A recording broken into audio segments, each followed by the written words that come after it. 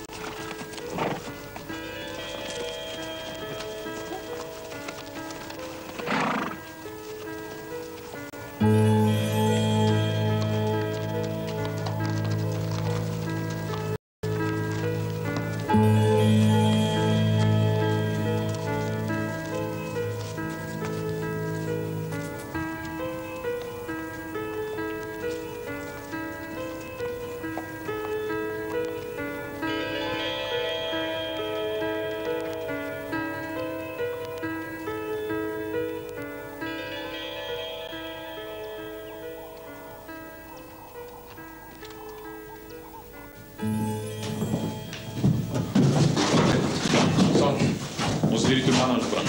Ja, wat is die klagte, luitenant? Rebellie.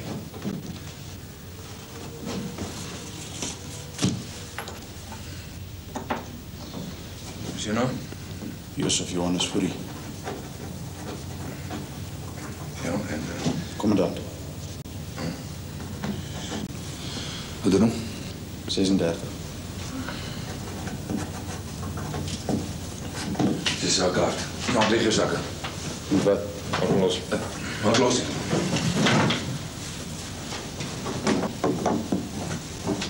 Wat is jouw naam? Johannes Petrus Fourie.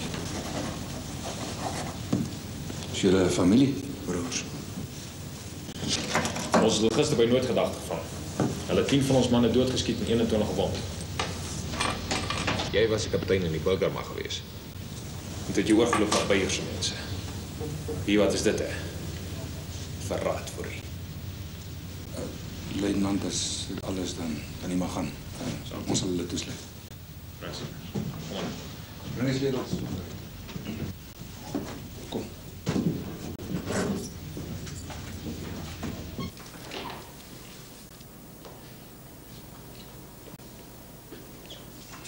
Kan ek iets vir jou doen? Wat kan jy vir my doen, dokter? Ek kan vir jou 'n verdowingsmiddel gee. Nee, dankie, dokter.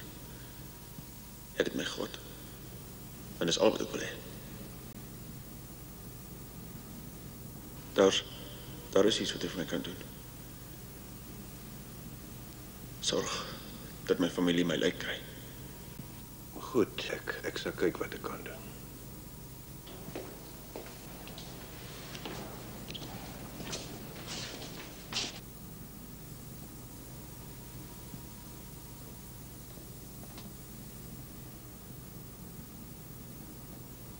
Ek hoop tog nie hulle skiet my in die gesig nie.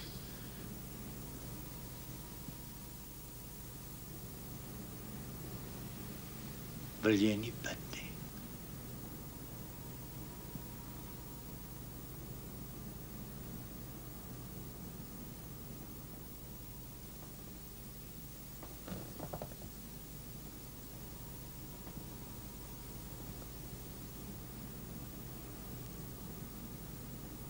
O God, gee my die moed. Gee my die krag Neem my hand en lei my deur die donkere dal. Ek lê my dierbares in u hand. Sorg tog vir hulle.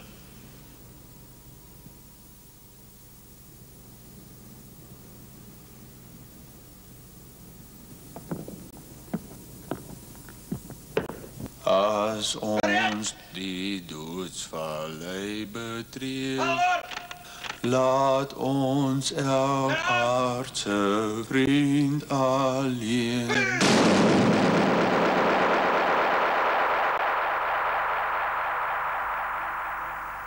Daar trek 'n koel met spoed, met spoed. Hy's nat van Afrikanerbloed. En smart die boodskap wat hy voer. Hy kom uit Afrikanerroer. Hy kom deur Afrikanerhart. Slap sag trou hart, so wreed deurboor. Want trekkend jaar en stond, sal steeds die koel die boodskap sprei. En waar hy tref, heel nooit sy wond. En wat hy tref, dit heilig hy.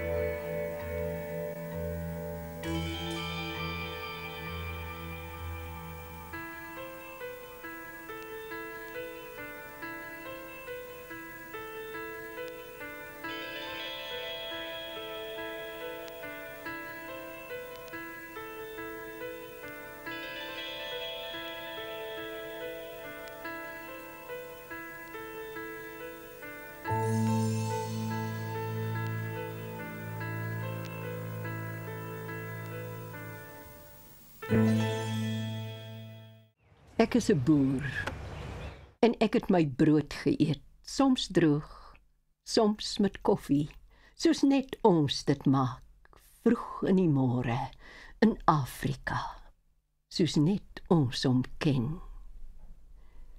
Ek het tou gelei in die land se warm son, met sy sonbesies, sy kweevoëls en sy warm lug wat eindeloos blink lê bo die Mopanies. Vroeg in die môre, in hierdie Afrika, wat ek lief het. En ek het saans huis toe gestap, moeg van buk en kap en buk en kap, om land skoon te maak. Ja, dit voel nogal heel aardig. Ek het as kind so baie keer met die bus hier in Kerkstraat verbygery. En ook altyd na hierdie begrafplaas gekyk. En nooit besef, die dag as 'n mens ouer is, dat jy so 'n groot belangstelling sou gekry het in die boerevolk van ons en ook die geskiedenis. En hier staan ons by Joppie Fourie se standbeeld, hier in die ou kerkhof, hier in Pretoria. Ja, en as 'n mens die datum so kyk, dan is dit volgende jaar, 100 jaar terug, dat Joppie Fourie, deur wat ek nog glo Jan Smit se boereverraaier was, doodgeskiet is.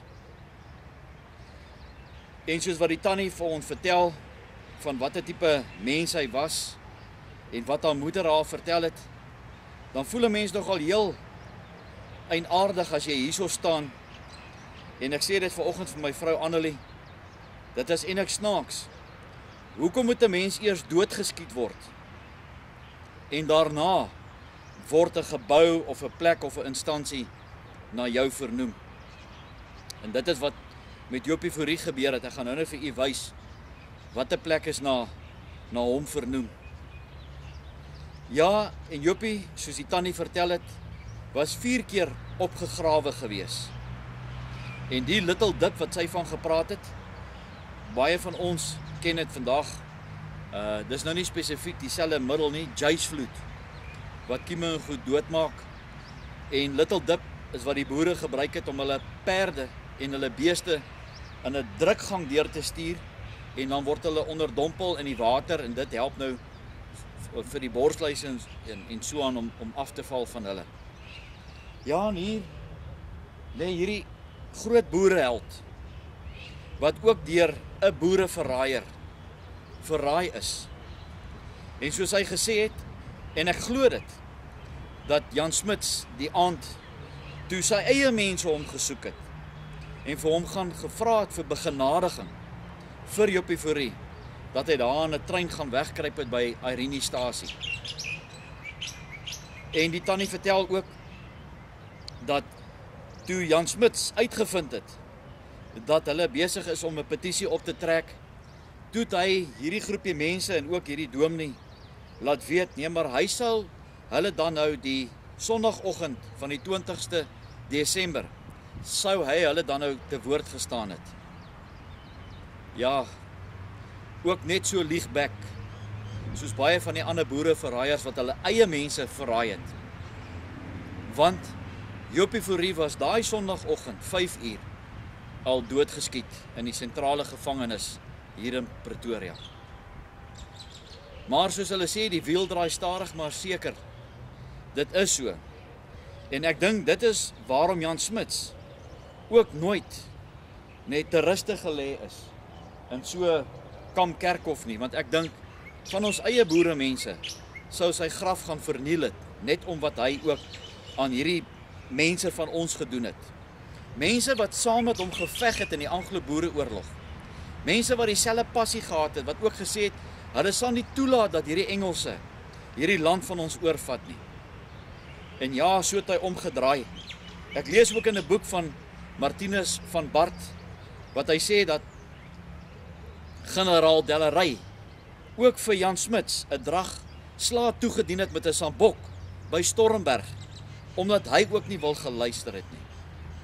Ja, en as jy vandag so deur Jan Smuts se huis stap, ek is besig om so 'n dokumentêr ook te doen, en as u dalk van iemand weet of wat nie bang is om te praat oor Jan Smuts, die boereverraaier nie, dan moet jy my asseblief kontak. Maar oralste in sy huis het hierdie Engelse hom toegeprop. Ja, omdat hy sy eie mense uitverkoop het. Daar's ongelooflike goed wat in sy huis hang. En dit het alles van die Engelse afgekom. Dieselfde Engelse teen wie Jan Smuts gaan veg het hy net so omgedraai. Ja, dit is tragies ook as 'n mens kyk na hierdie monument van Joppie. Ek wonder hoeveel van ons eie boeremense kom loop nog vir 'n slag deur hierdie Heldeakker hier in Pretoria. Ja, hier lê ook 'n paar groot name saam met Joppie in hierdie kerkhof hier in Pretoria. En Joppie, ek dink net soos ek, sal baie ander boere van ons volk, die boerevolk, jou vandag gesalueer het, omdat jy opgestaan het en nie geskroom het om 'n standpunt in te neem, en nie soos hierdie ander boereverraaiers weggeskram het en maar eerder gaan gat kruip het by die Engelse nie. En presies wat ek gesê het, dit is vir my baie en aardig, dat waarom moet 'n mens eers doodgeskiet word en dan kry jy die eer agterna. En dit is dan ook Laerskool Joppie Fourie. In my kinderlewe het ek ook hier 'n draai gemaak, jare terug. En wat ek nog kan onthou is, ons het hier meneer Hans Kreer gehad, en ek het verskriklik baie pak gekry oor die terme van Torrimag 2 en Torrimag 3. Maar hier is dit Joppie Fourie Laerskool, wat genoem en benoem is na die volksheld Joppie Fourie. Ek is kaptein Engelbreg, maar almal ken my as Petro. Besoekerstye gaan wees van 9 uur in die oggende tot 4:30 in die middag. Naweke gaan op versoek wees, so jy kan my net skakel by die volgende nommer 082 37 42 426 om vir jou toer te reël. Ek doen dit met graagte. In 1983 net die boere van hierdie gemeenskap en die rapportleiderkorps besluit hulle gaan nie so 'n geskiedenis laat opnuut gaan nie. Toe besluit hulle gaan hom weer restaureer sodat hy in sy oorspronklike vorm lyk nie. Toe nader hulle Pretoria se polisiemuseum in Pretoria, en dit was nog 'n kolonel Elers wat daar die kurator was. Toe vra hy of hulle sal hulp gee. Toe sê hulle nee, hulle sal instem en hulp gee en alles. Toe hulle begin hulle restaureer tot die plek. In 29 Oktober 1983 toe wy hulle hom in as 'n museum. Maar toe het hulle nog nie iemand hier om hom te beman nie. En dit was nog generaal De Wit wat hom ingewy het. En hulle het dit was 'n hele groot berade en alles speeches en alles wat die gelewer het. En toe in 1985 Julie, toe ek het by Pretoria Polisie Museum gewerk. Toe vra hulle vir my of ek nie hier na hierdie museum toe sal kom nie. En met daai tyd my man was van die Vrystaat. So toe sê ek nou okay, dis die eerste keer wat hulle eintlik 'n vrou verplaas en nie 'n man verplaas eers nie. Toe sê sy nou okay, ons sal Vrystaat toe kom as sy familie was in Bloemfontein gewees. Toe kom ek hier as die kurator van hierdie Polisie Museum en dit was Julie 1985. En in nou moet my datums reg kry. In 1987 het hulle hom as 'n nasionale monument verklaar. Jy sal die bronswapen hier buite sien. Pas ook soos goud op ander steelies skryf. Dis om buite om hierdie polisiesel gaan beweeg, sal jy sien aan die buitekant het hulle die bronswapen opgesit wat hom as 'n nasionale monument verklaar het. Dis nog die ou een en nie met die nuwe regeringssinne nie, want hulle het hom in 1987 as 'n nasionale monument verklaar. OK. Nou iets wat ek geweldig interessant kry en ek het nou vir jou gesê, ek kry eintlik hoendervleis. Hierdie geskiedkundige deur van die boereheld Jopie Fourie, wat deur Jan Smuts gefusioleer is. Hoe het dit nou gebeur? Dit is, julle het ongelooflike goed hier binnekant. Die kyker kan maar self vir hom oordeel wat julle hierso het. En ek raai enige persoon aan, nee, as hulle op reis is, kom kuier vir 'n dag of vir 'n nagslaap oor hierso en kom besoek hierdie museum. Hoe het julle nou hierdie deur in die hande gekry? Want dit is so 'n geskiedkundige deur, alhoewel en die foto's wat julle het van Jopie Fourie daar binnekant is net ongelooflik mooi.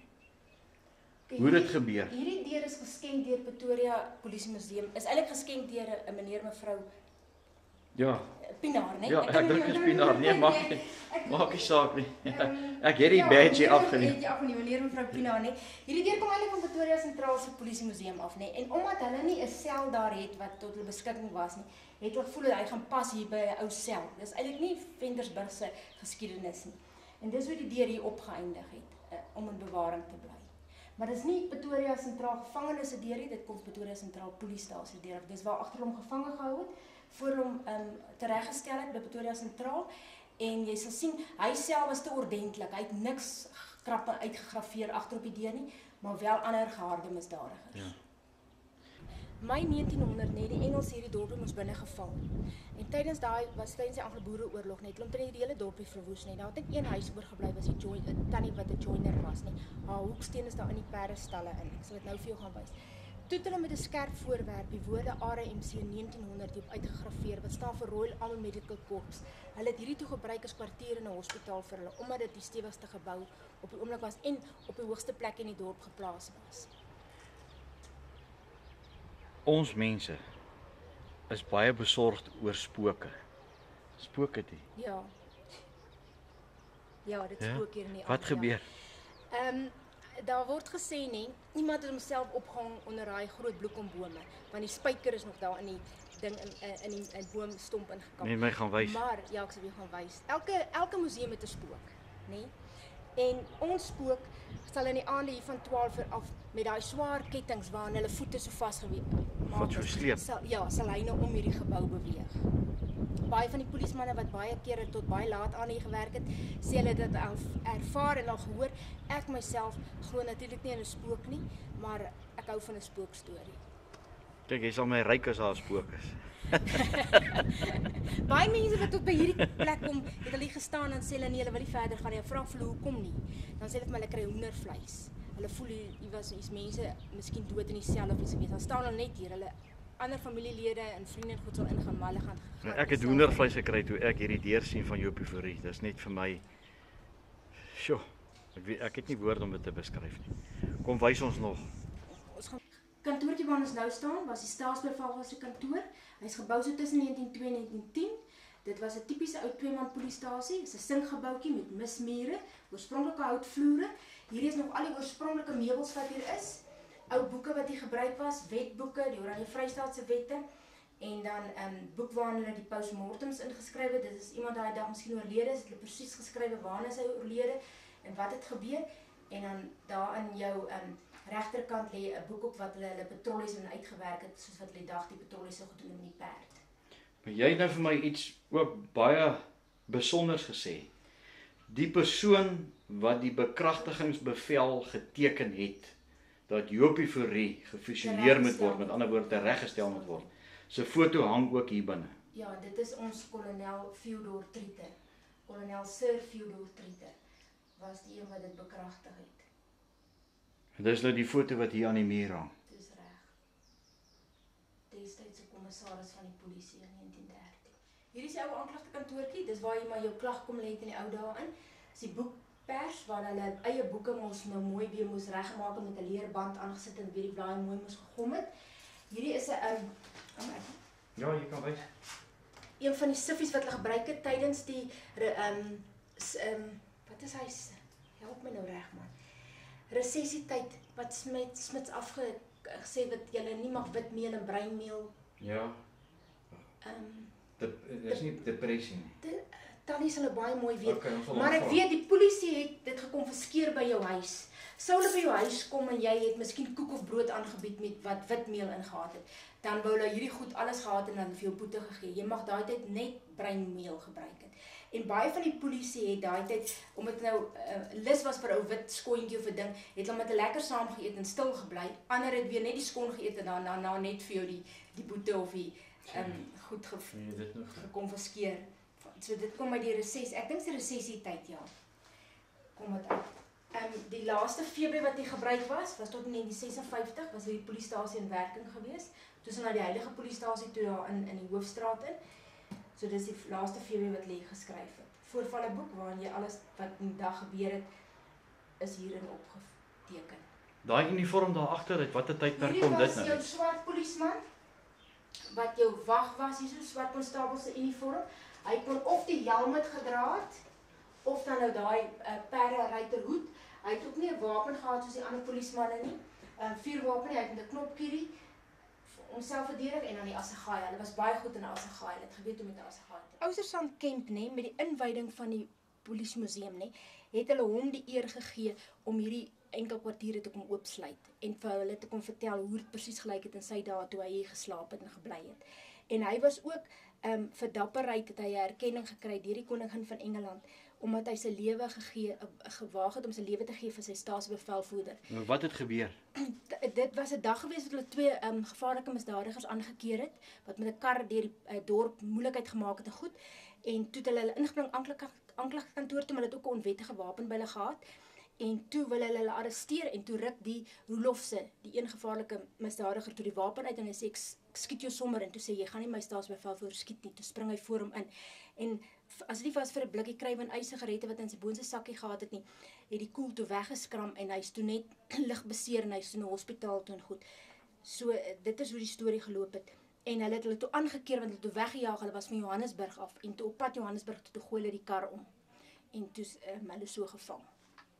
Hier is die perdestalle wat gebruik is in al jare. Die baie voerbakke wat hier is, was deur die Engelse gebruik tydens die Anglo-Boereoorlog. Hulle het so baie perde gehad. Die polisie het net 3 perde gehad. Hulle name was Swankie, Zan en Lad. Hulle name was op hulle tandvleis uitgetatoeëer. Baie gedissiplineerde perde, as jy vir hulle gesê het hou julle koppe regs of links, hulle koppe gedraai na 'n rigting. Hulle het hulle voete ook mooi opgetel wanneer hulle in die dorp af beweeg het met die patrollies. En as ek vir hulle sê wys my jou nommer, het hulle gums vir jou gewys waarop hulle nommer uitgetatoeëer was. Daar agter kan jy sien waar hulle name met hulle bordjies nog is, die oorspronklike naambordjies.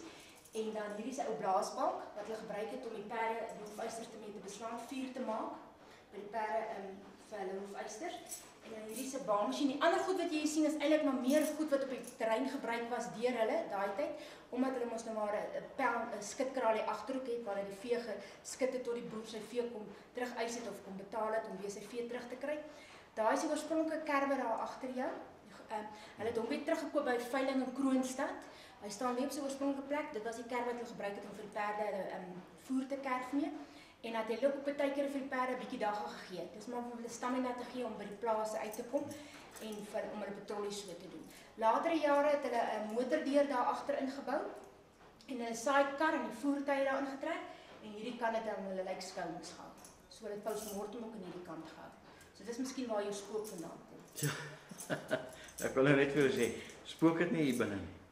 Ek het dit nog nooit ervaar, maar die wat dit wel ervaar het, al sê hulle voel sulke. Jy voel vreemd hier binne. Ja, hulle voel vreemde goed, ja. So as dit nou iemand is wat met jou praat, is dit nou nie jou pel nie, dis iemand wat nou hier so rondhang. Moontlik. Goeiemôre. Ek is Emma Wessels. Ek is die kleindogter van generaal Bert Wessels wat gebly het op die plaas Strydfontein in die distrik Ventersburg. Hierdie plaas is in 1954 na die dood van sy vrou verdeel onder die 8 kinders. En die deel waar ons nou op is eintlik Strydfontein 211-4. Verstaan dat hierdie stam ook uitgemoor is deur Chaka se impies wat destyds gemoor het omdat dit lekker was.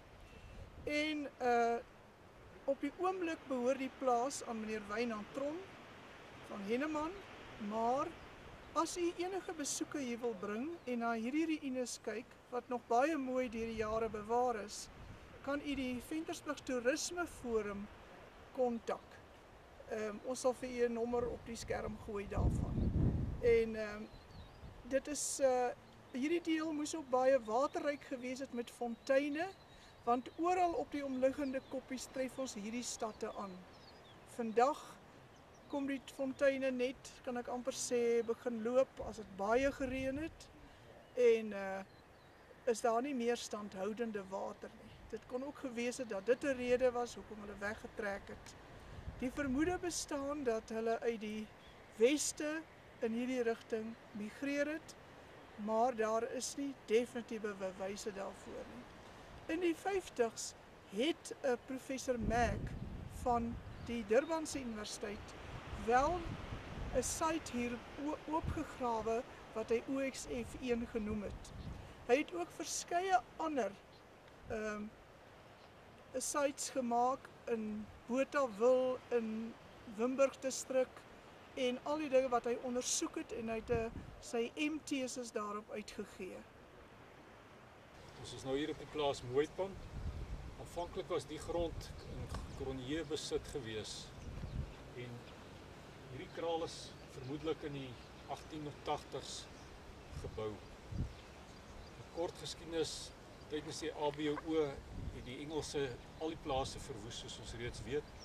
En toe die mense wat hierso was, sien die Engelse is in aantog, het hulle besluit om alles wat hulle van waarde ag onder 'n andere saad weg te steek.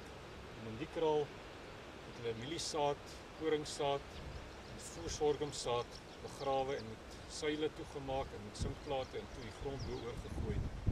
En na die ABO,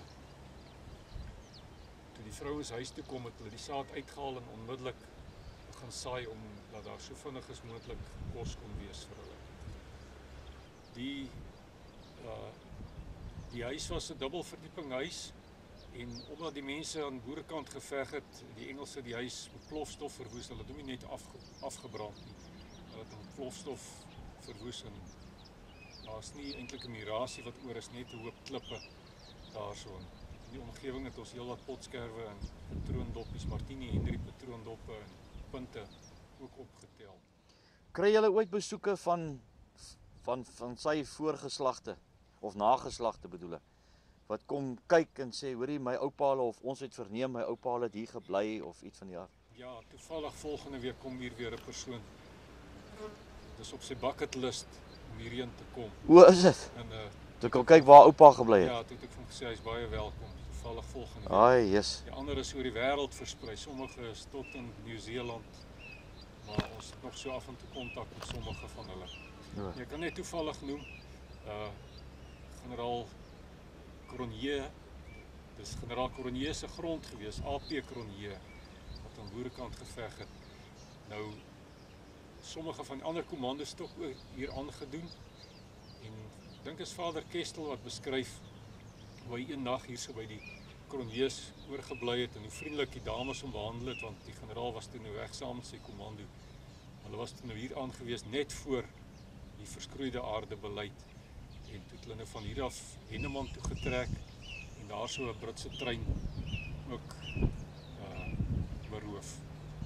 Goed, hier is waar my oupa gevange geneem is in die Brandwaterkom en waar hy dan die eed van neutraliteit afgelê het. Nou volgens hierdie pas wat aan hom geskryf is, hier staan: The bearer Mr. J.F. de Villiers has permission to return to his farm Bethel in Senekal and remain there.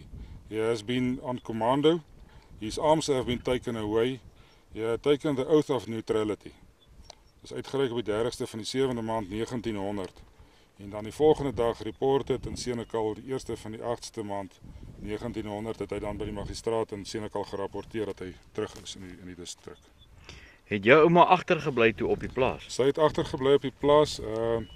Hulle huis is afgebrand ook in die oorlog. My ouma het gevlug met die ossewa en klein kindertjies op daai stadium en sy was die hele tyd in veld gewees. Hulle het haar nooit gevang, sy het nooit konsentrasiekamp toe gegaan nie. Ja.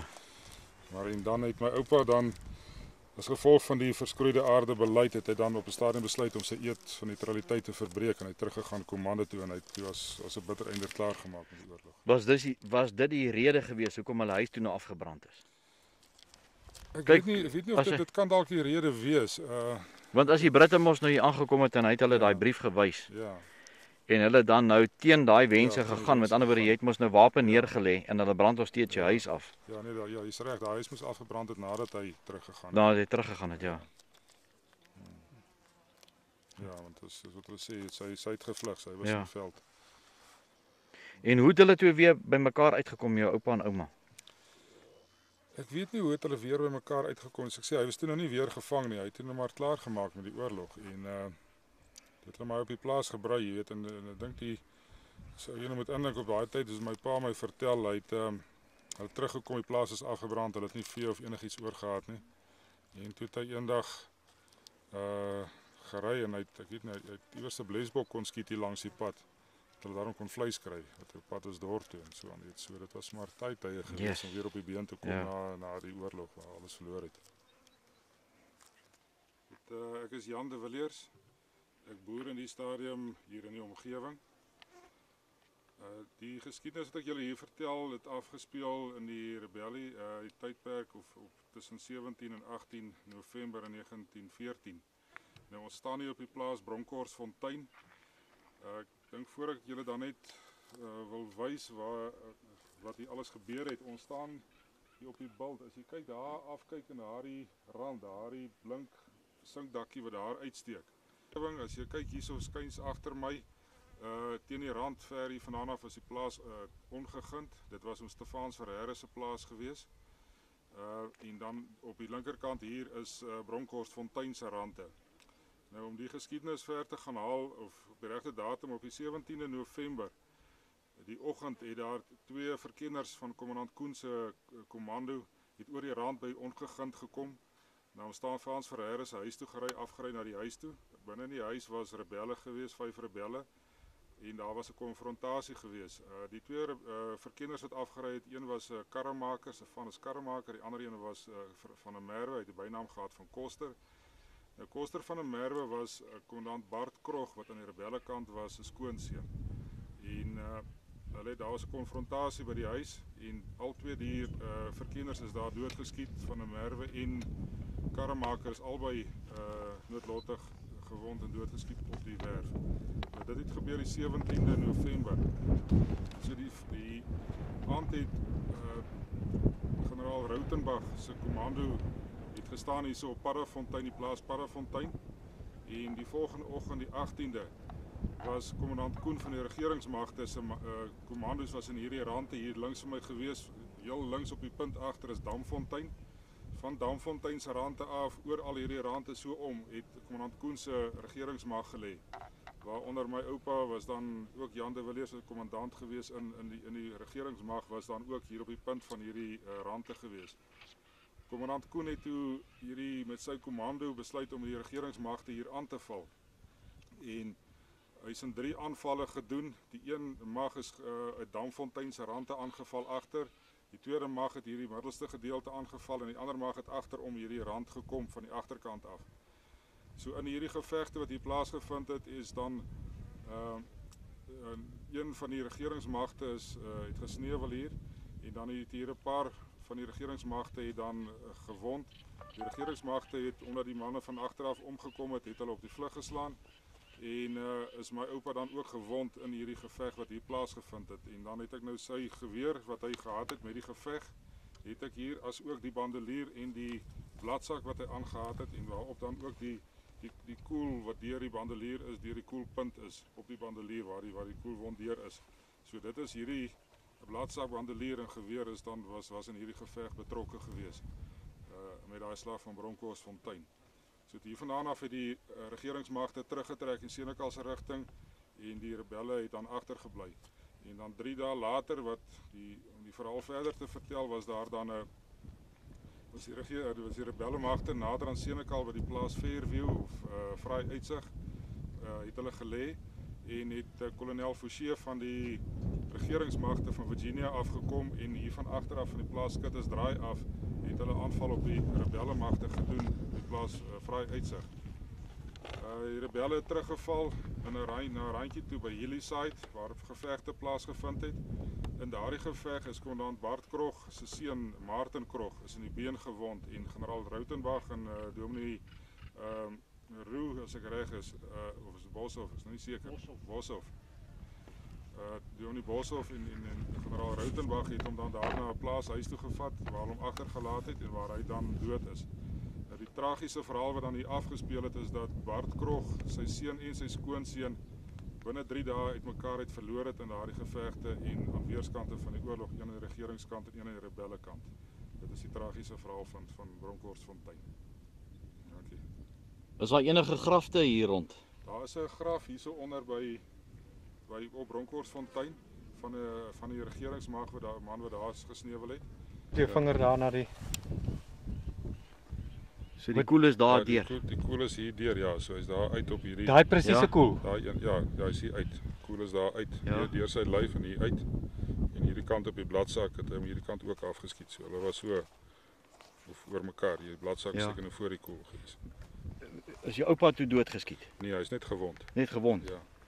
Die gewondes is hier in die huis behandel hier op Bronkhorstfontein. Daar is 'n foto ook wat ek het van die gewondes waar hy sit met die verband om wat hulle behandel het hier in die. Ek is Jan de Villiers, ons is hier op die plaas Bethel in die Senekal distrik. Die geval wat hier gebeur het plaasgevind tydens die Anglo-Boereoorlog en dit was waar kommandant Sarel Haasbroek gesneuwel het. Nou wat hier gebeur het is dat na 'n stukkie wat sy seun geskryf het wat saam met hulle was, het die gebeure vertel hier.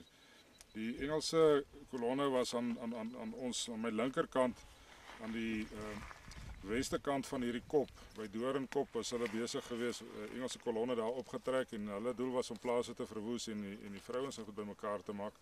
En die boerekommandos het met hulle slaags geraak, maar die boere het toe geretireer en kommandant Haasbroek, hulle het bietjie redelik uitmekaar gespat en hy het op daai stadium net 7 man by hom gehad en hulle het hier om hierdie kop gekom.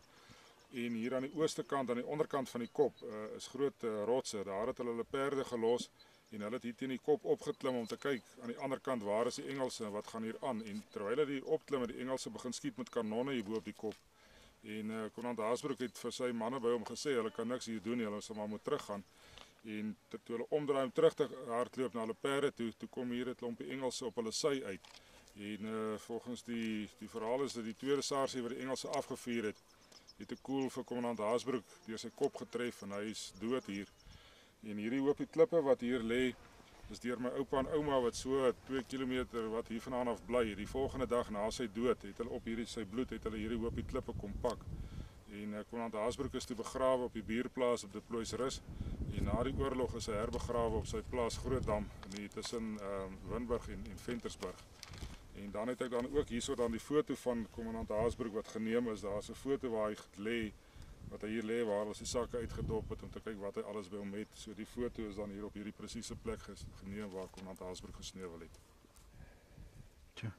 Het julle enige kanonkoels, doppies hier opgetel of jy tel maar punte en bomskerwe en goed op. Ek het 'n paar goed wat ons hier opgetel het in die rande. Hier was maar oral in hierdie rande is daar bomskerwe en goed wat hier lê, kartetse wat hulle geskiet het. Ja. So jy het maar gevegte plaasgevind in die omgewing. En wat is julle plaas se naam hierso? Bethel. Bethel. Dis reg. Okay. En jy's die derde geslag nou op die plaas. Die derde geslag, ja. Jan, baie dankie man. As mense sien waar is ons vandag, sal hulle waardeer die moeite wat ons doen om mense soos julle te kry in Tally om ons hierdie plekke te kom wys. Ja, baie dankie. Dit word opreg waardeer. Hier waar ons nou staan, net so links van my agter hierdie rand, is ook die plase Hillyside en Rosendal waar die gevegte plaasgevind het met die rebelle en die regeringsmagte waar kolonel Forsie van die regeringsmagte generaal Rautenbach se rebelle aangeval het op die plaas Fairview en by Hillyside wat die geveg plaasgevind en die rebelle het teruggeval en dis waar Martin Krog, die seun van kommandant Krog, dan nou deur die been geskiet is en waar hy dan dood gegaan het of dood gebloei het op die plaas Rosendal. So dit is ook net 'n paar kilometer hier agter ons wat dit plaasgevind het. As jy nou praat van die rebelle, sluit dit nou die rebelle van die Stormberge in of is dit nou die Vrystaatse rebelle wat hierso geveg het? Nee, dit is die Vrystaatse rebelle wat hier geveg het. Want hulle het op 'n stadium ons saam met die rebelle van die Stormberge geveg. Die kolonel Forsie wat jy van praat, is dit nie kommandant Forsie nie? Hy was kommandant Forsie wat in die Stormberge geveg het. Regtig? Dit was hy gewees en toe is hy nou na die Boereoorlog is hy tot kolonel bevorder in die regeringsmagte en dit is dieselfde kolonel Forsie wat die mense hier aangeval het, die kommandant Forsie van die Stormberge. Ja, ek gaan nie glo wat ek jou nou vertel nie. Ja. Ek het nou net 'n dokumentêr klaargemaak oor die rebelle van die Stormberge. En ek het sy graf gaan afneem. Ja. In Swartruggens.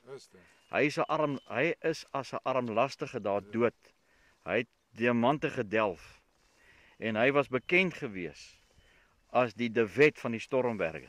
Ja, so hy het in hierdie area ook geopereer. Hy het hier geopereer, ja. Ja, hy het hier geopereer. Ek kan dit nie glo nie. Ja, dit is kyk, hy was as jy daai boeke lees by Virginia, kolonel Forsie van daai Virginia wat generaal De Wet daar dit was kommandant Forsie van die Stormberge. Ja.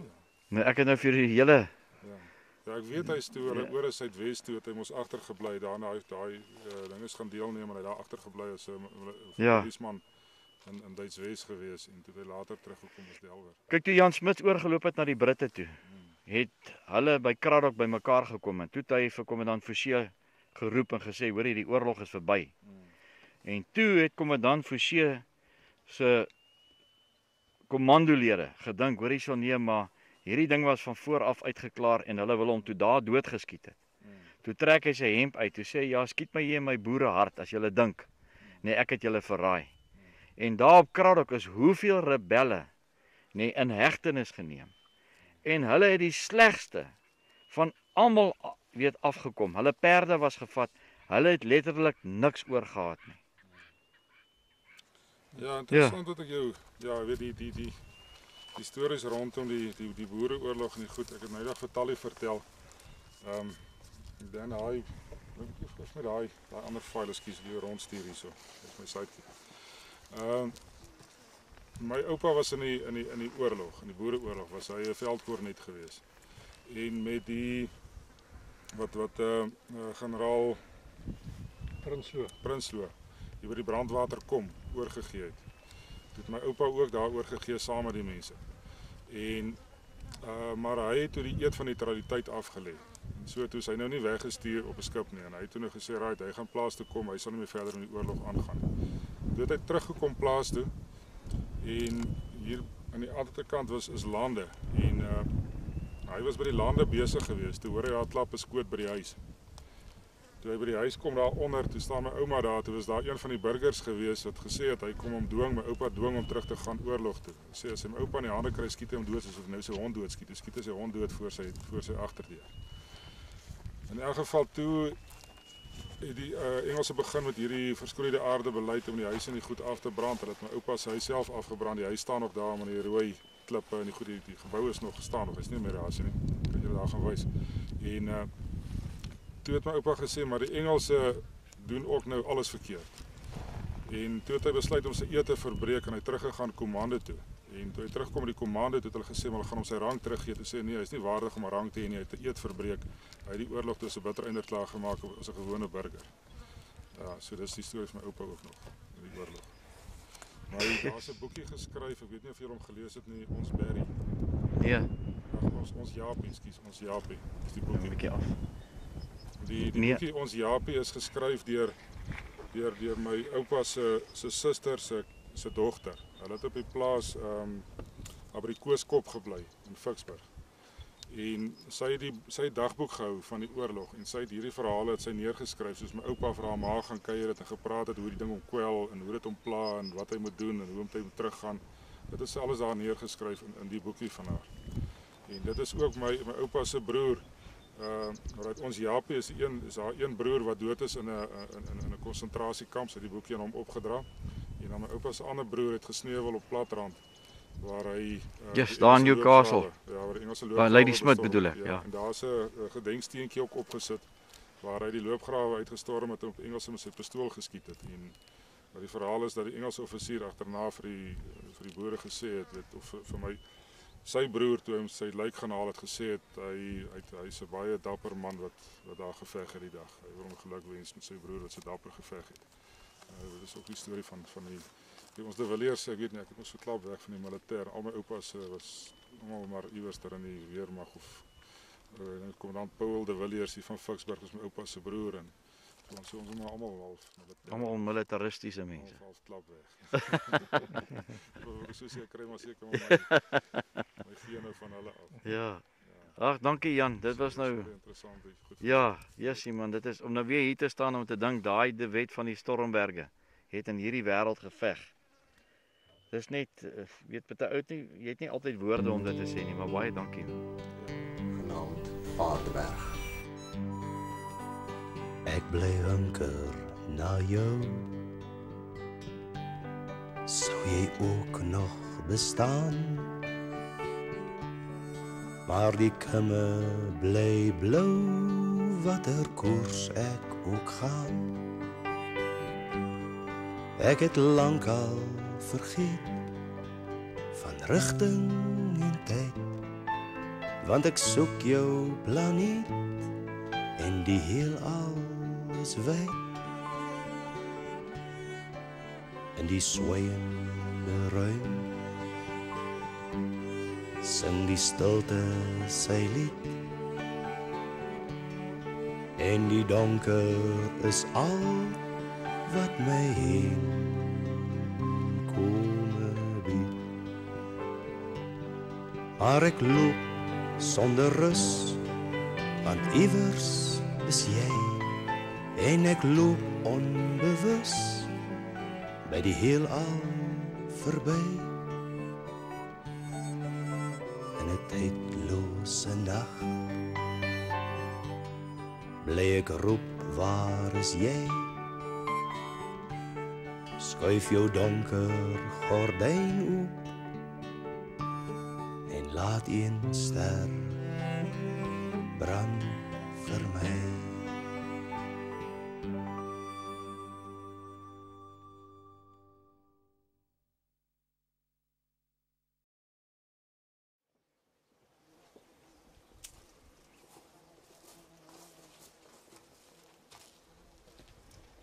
Ons is nou hier op die plaas Paddafontein, Ventersburg distrik.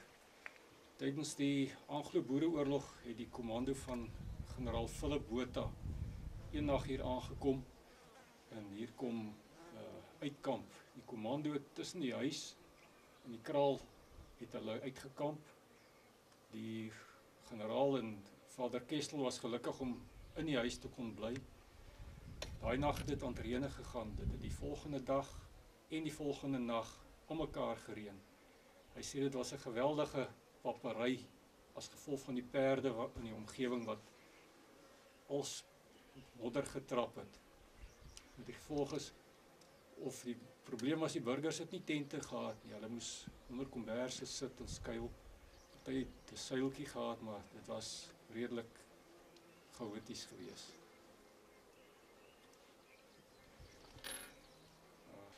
Die plaas het destyds aan 'n potgieter behoort en hulle wil toe by hom weet waar kom die naam Paddafontein vandaan of hier baie water is. Toe sê hy nee, die teendeel is waar. Hy het die plaas gekoop by 'n Gideon Skeepers. Nou weet ek nie of dit dieselfde Gideon Skeepers is wat later in die kolonie tereggestel is nie, maar volgens die Gideon Skeepers was hier net genoeg water vir een padda op die plaas. Dis hoekom hy hom Paddafontein genoem het.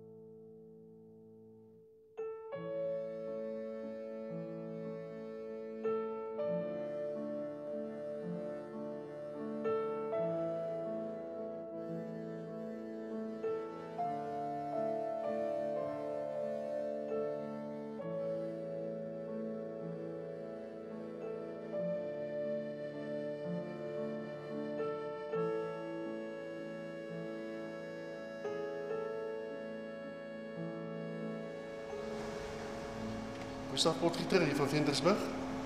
Dit is 'n belewenis om so groot orgel te kom speel en soos net gesê ja, die mense wat werklik baie goed kan orgel speel, hierdie orgel bring dan veel klanke uit hoor wat mense kan dink nie. Ek speel nou so 3 jaar hier by die NG Kerk orgel. Voor dit het ek so 3 jaar by die op die kerk op Hedewand gespeel. Maar ek het musiek op skool gehad. En snaaks en ons het as kinders 'n orgeltjie in huis gehad, 'n huisorgel, 'n Lowry. Maar dis maar waar dit gebly het basis. En na die tyd maar so 'n bietjie orgellesse geneem, nie vreeslik wat honders nie. En ons het in Pinkster ons 2 dienste, een in die middag en die aanddiens en toe was die huidige orgelis wat hy was, sy het skool gehad, kon sy in die middag speel, toe vra hulle my ek moet speel.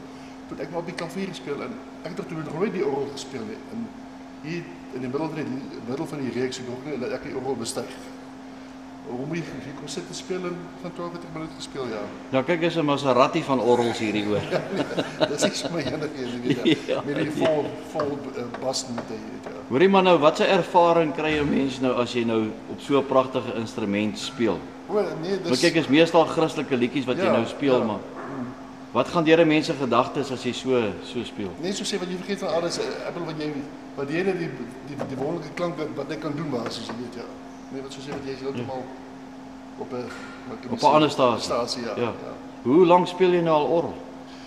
Kerkorgel is so 5 jaar ja. 5 jaar. 3 jaar by die AP en nou sit ook al met 3 jaar by die NG Kerk. Ja. Nou kan ek nou vir jou vra, kan jy vir ons jou gunsteling liedjie speel?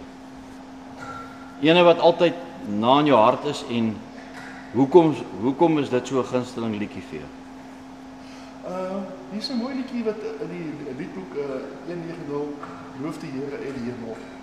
Hy is snaakse mense sing hom nie baie en maar dis 'n baie mooi lied wat hy speel. 199. En wat beteken hy vir jou? Hoekom het dit so 'n spesiale plekjie in jou hart? Want 370 ook in die liedboek is dieselfde wysie net in 'n ander streel geskryf basies wat dit 'n kerklied is basies. So dis so 'n dubbelsinnig basis. En dan of eintlik wil ek sê hierdie ene lied 200. Ja. Hy gaan ek net vir jou speel. Hy kom nog toe ons kinders was. Die goeie dierek en ons sê by hom daai ou lied hier. Ja. Hy's in liedboek 200 ja. So ek gaan hom vir jou speel. En dit beteken baie vir jou. Ja. Hoekom? Dis as kind was dit baie net 'n mooi wysie geweest weet jy. Ja. Dit kom van kinderdae af basis weet jy. Hierdie lied 200 ja. So ek gaan vir jou speel die eerste versie en dan die tweede een is in hy sê regie dan gaan hy afsteel. Reg. Baie dankie.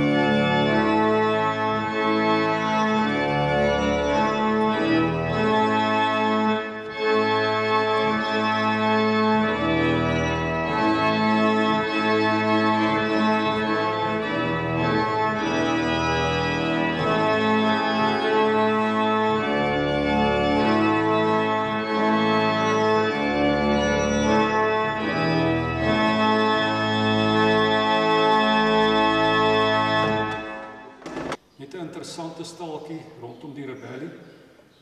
Die dag voordat generaal De Wet se kommando by Ventersburg verbygetrek het, is hier 'n nagmaalsdiens gehou.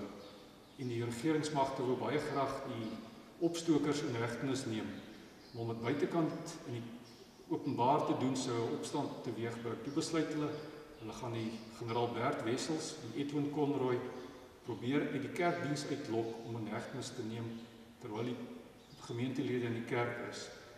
En hulle manier wat hulle dit gedoen het, die deur was glasvenstertjies gehad met loergaatjies in. En hier het hulle deurgekyk om te kyk waar die twee generaals gesit het. En toe hulle sien waar sit hulle, oopgemaak en vir generaal Bert Wessels nader gewink om uit te kom. Die gemeente het intussen agtergekom, hier's iets aan die gang, en daar was 'n effense roering.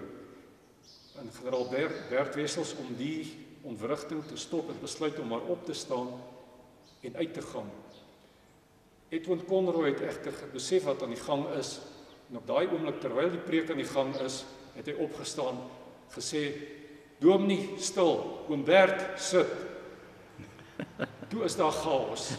Met ander woorde, die diens kon nie verder aangaan nie, en almal het die kerk het gegaan, maar hulle is toe ook nie gevang. Toe die kerk verwoes is tydens die Anglo-Boereoorlog, het die Britse troepe die kerk geplunder, en onder andere die nagmaalservies het hulle saam met hulle geneem.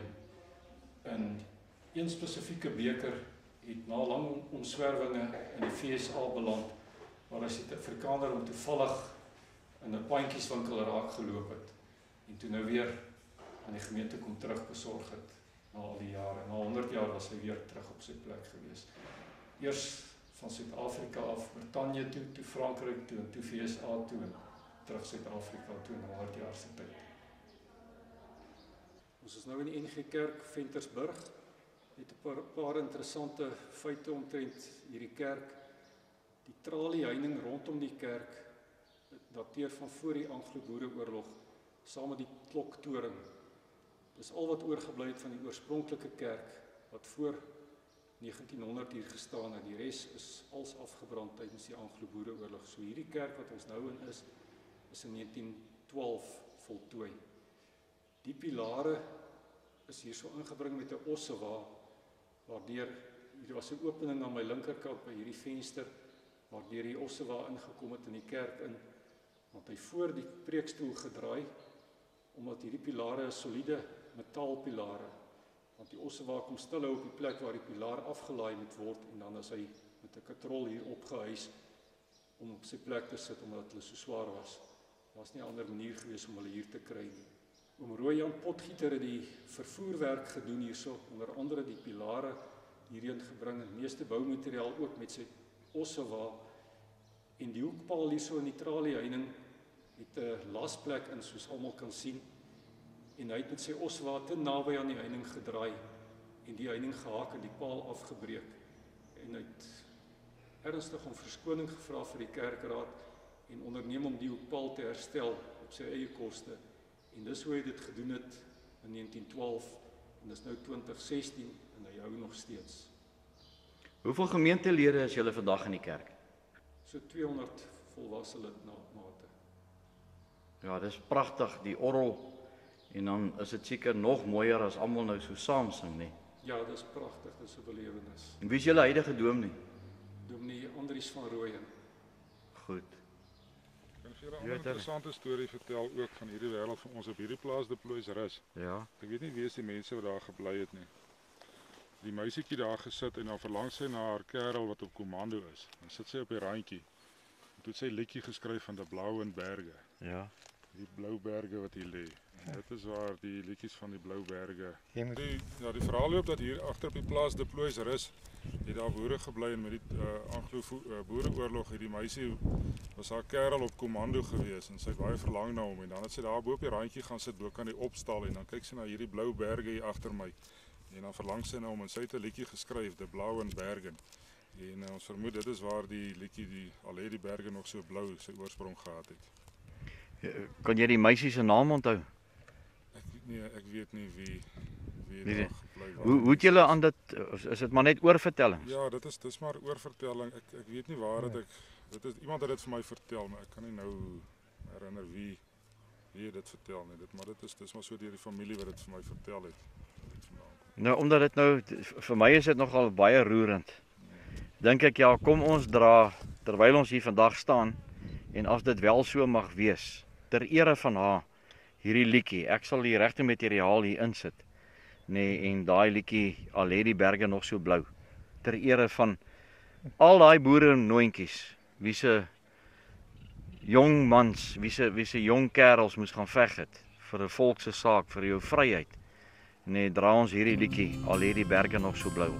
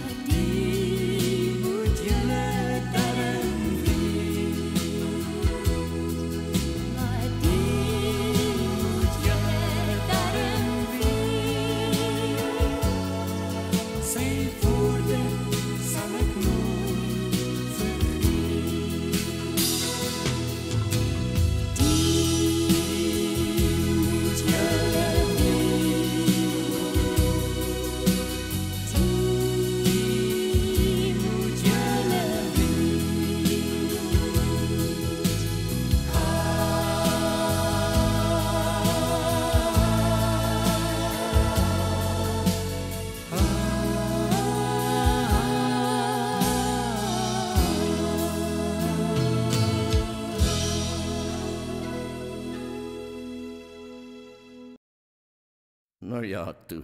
Hoekom die storie vertel? Enige nasie, net soos enige mens, wat nie onthou wie hy was nie, sal nie weet wie hy is nie, en kan nie droom oor wat hy nog kan wees nie. Maar dit is makliker om te kyk as wat dit is om te sien. Hulle noem my siener van Rensburg. Ja, ek sien. Maar elke mens, elke volk, elke land, as hy versigtig kyk met die oë van sy siel, sal hy dit sien. Al lyk die toekoms hoe dood, hoe donker. 'n klein kool wat gloei in die wit as van sy verlede. En al wat nodig is 'n klein stukkie harde hout en 'n wenkie van verandering. Kyk, en jy sal sien hoe hoog brand daai vlamme. Ons vir jou sal